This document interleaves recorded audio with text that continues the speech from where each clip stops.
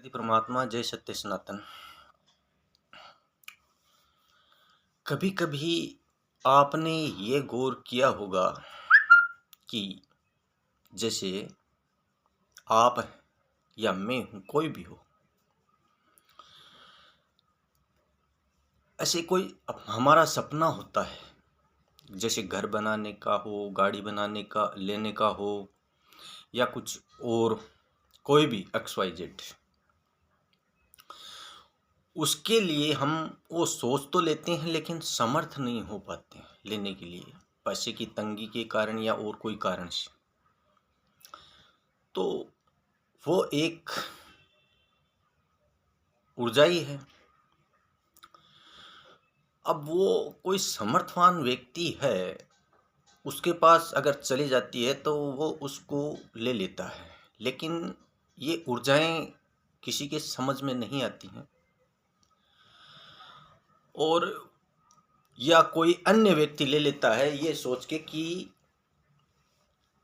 मैं, ऐसे जानते हुए भी कि इसको इस चीज़ की ज़रूरत है, इसका मैं ले लेता हूँ। और जिस दिन ध्यान से देखिएगा, और जिस दिन वो समर्थवान हो गया और वो उस चीज़ को ले आया, जो नहीं ले पा रहा था शुरुआत में, वो बाद में ले आया। और जिसने उसकी ऊर्जाओं से ले लिया था, जो समर्थ था या कोई अन्य व्यक्ति था, कर्ज लेके कैसे भी उसने ले लिया, वो तो लेके बस अपने मस्त हो गया। मगर जब वो जो समर्थ नहीं था उसने जब खरीदा, तब उसके वहाँ समस्या हो सकती है। तो ये समस्या, ये ऊर्जा, तो बाद में आप ऐसे सोचोगे कि उसने मुझे तकलीफ दी, तो ये तकलीफ नहीं है, आपने उनकी ऊर्जाओं को इस्तेमाल किया था।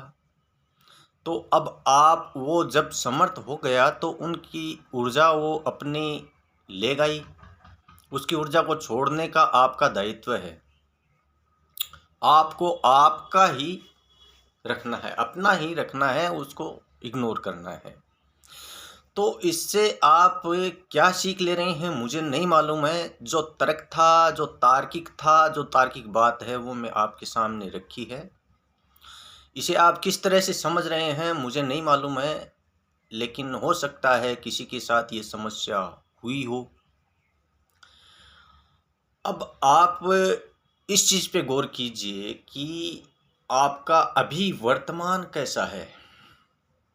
वर्तमान में हमारा समय व्यतीत हो रहा है, हम इस समय में जो कर रहे हैं, क्या कर रहे हैं, अच्छा है या बुरा है। लेकिन आज का जो दिन है वो तो चले जाएगा, फिर ये दिन आज का वापस नहीं आएगा। तो हम भविष्य की क्यों सोच रहे हैं? आज ही सोचें कि हमें क्या करना है, जो अच्छा हो वो ही करें। तो आपको कुछ थोड़ा बहुत इससे समझ में आया होगा कि हम कुछ ही दिन के मेहमान हैं इस पृथ्वी पे, मृत्युलोक में। हमारे दादाजी, पिताजी चले गए, वैसे ही सब कुछ छोड़ के जाना है, इसलिए अच्छे कर्मों की तरफ हम चलते हुए चलें, उसी में अच्छा है। जय हो सत्य सनातन, जय प्रकृति परमात्मा।